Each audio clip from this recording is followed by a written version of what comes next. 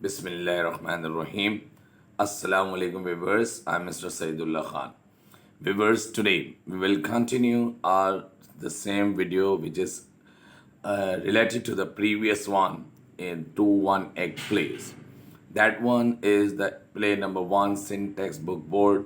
The name of the play is The Count's Revenge. Okay, written by J.H. Wash. We have done 6 questions and answers in previous lecture.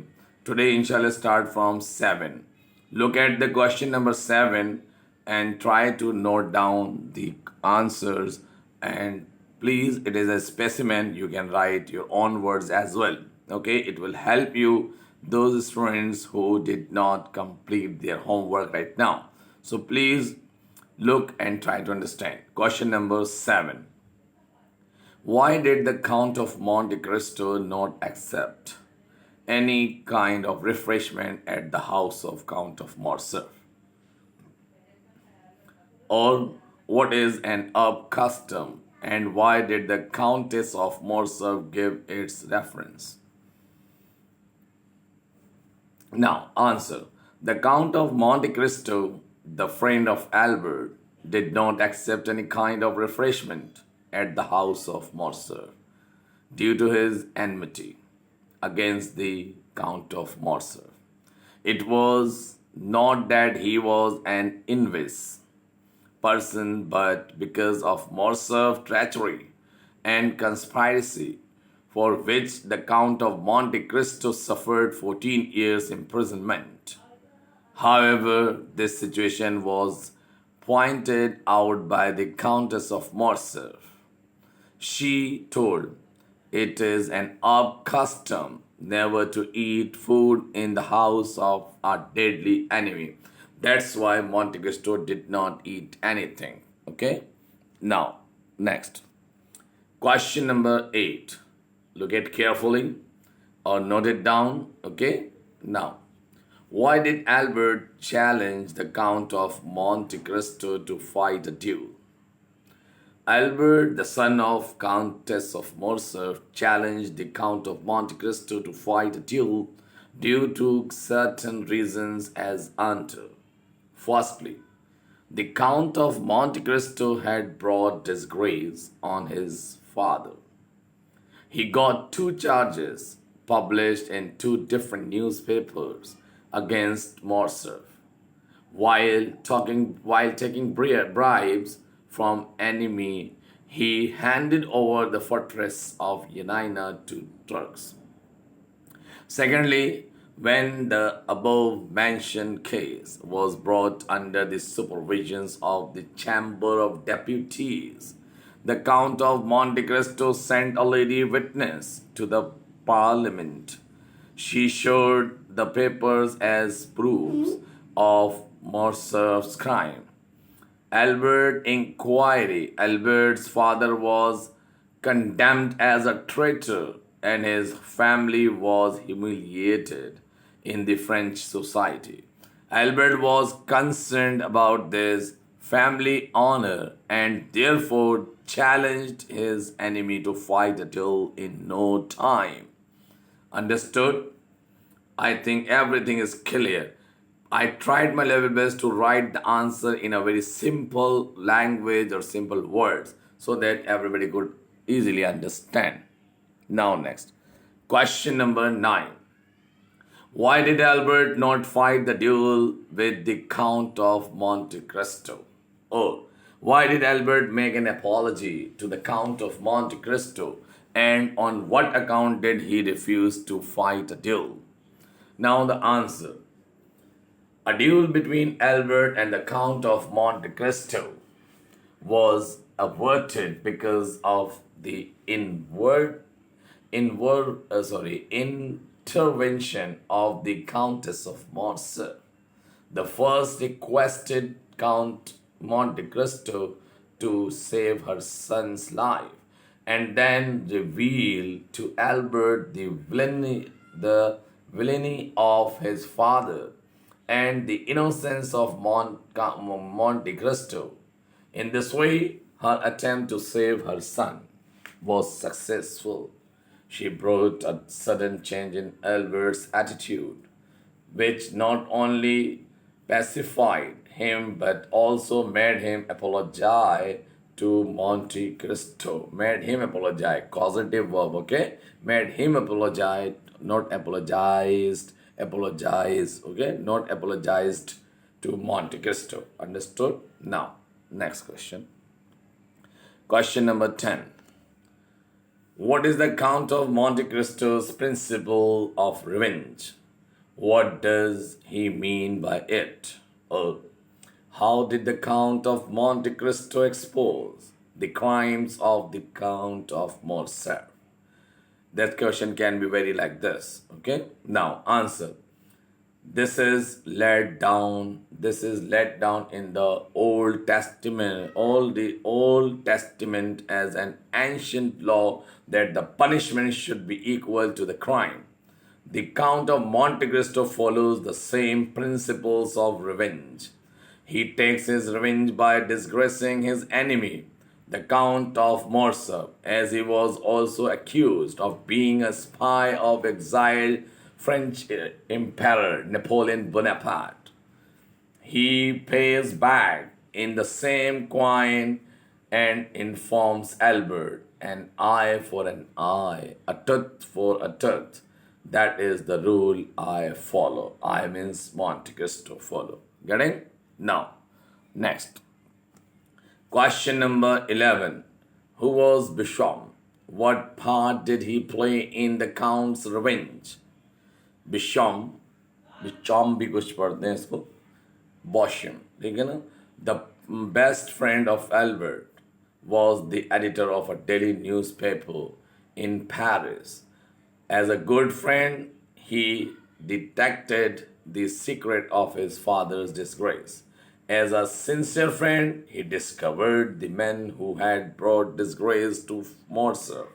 When Albert requested him to be the second in the duel to be fought, he tried to discuss him by saying, "My dear Albert, you do not mean to carry matters so far." The above mentioned statement shows Beauchamp's true nature, that he tried his best to stop him from fighting the duel. In short, he was portrayed as a real devoted friend on whom a friend would depend. Getting? Okay. Now next. Question number 12. Why did Mercedes fall in the trap of Fernand Mondego? Fernand Mondego. Fernand Mondego, Edmond Dantes, was a young sailor and was soon to marry Mercedes, a young, beautiful girl. Mercedes. Fernand Mondego also wished to marry the same girl. The villainous Mondego got rid of Edmund by organizing a plot against him, which caused him to be convicted as a spy of the exiled Napoleon Bonaparte, and he was condemned to lifetime imprisonment in an underground dungeon. In this way, he got rid of Edmund and deceptively married Edmund's fiancée, Mercedes. Okay? Now, next question. Question number 13. When a man resolves to avenge himself, he should first of all tear out his heart from his breast. This statement is spoken. Who spoke these words and why did he say so? These words are spoken by the Count of Monte Cristo on the occasion when he has recently promised the Countess of Morcerf to spare her son's life. The Countess of Morcerf comes to Monte Cristo and begs for her son's life, who has challenged the Count for a duel. She reminds him of good days when they were betrothed. They were betrothed to each other. Being moved by the happy memories of the past, he resolves to spare Albert's life by firing in the air. On the contrary, decides to be killed by Albert. After signing his will, he says to his friend and one of the two witnesses of his will, when a man resolves to avenge himself, he should first of all tear out his heart from his breast. Okay? Now, question number 14। Font थोड़ा सा छोटा है बेटा, इसका ख्याल रखिएगा, आराम सुकून से इसको या तो स्क्रीनशॉट ले लीजिए इसका। Okay, now who is the villain of the play? The counts revenge. Prove your answer with example from the play. Was the punishment of the Count of Morcerf justified? State with reasons. Villain plays an important role in a story. His actions are always foreseeable and driven by evil intentions. In the scenario of our play, the character of the Count of Morcerf is that of a villain. The Count's villainy becomes evident through one of his wicked actions that ruined the life of Edmond Dantes. Now, the Count of Monte Cristo, he produced false evidence against Edmond and got him convicted as a spy. Edmund was tried in the court, found guilty, and was sentenced to lifetime imprisonment in an underground dungeon. In this way, he got rid of Edmund as deceptively married Edmund's fiancée, Mercedes, now the Countess of Morcerf. Such a dishonest person was the Count that he did not even flatter to betray his own country. When he was a captain in the French army in 1823, he accepted bribes from the Turks and handed over to them the fortress of Yanina. This act of treason to his country confirmed his identity as a brutal and unpatriotic villain. Thus, the above statement reasons are enough to justify his punishment at the end of the play. Now, the last questions of this video today, and that is describe the features of one act play. This is the most important question. Question number 15. The one act play is closely comparable with the short story in fiction. In one act play, the writer cannot invent situations and characters in anything like the complexity and fullness of interest that can be achieved in the full-length play or novel. On the other hand, a good act play, like a good short story, will have many attractive qualities arising directly out of its limitations. The vivid and concentrated power of one act is very well brought in St. John G. Erwin. G means Guerrier. G-R-E-E-R. Guerrier. Okay? And Guerrier Erwine's play Progress.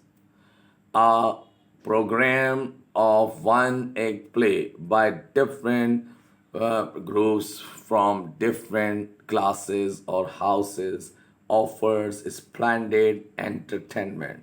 The Count's Revenge is the best example of it. Understood? One act play. I have tried my level best to explain you. Okay? Now, today, inshallah, we will complete our means question and answer here. 15 questions. Inshallah, in the next video, we will go further and the more questions you will be observing, and inshallah you will note it down. Today, I just want to leave you. Thank you so much. Note it down and try to revise it. शाद रहिए, आबाद रहिए. Allah Hafiz. Fi Aman Allah. Okay? Now.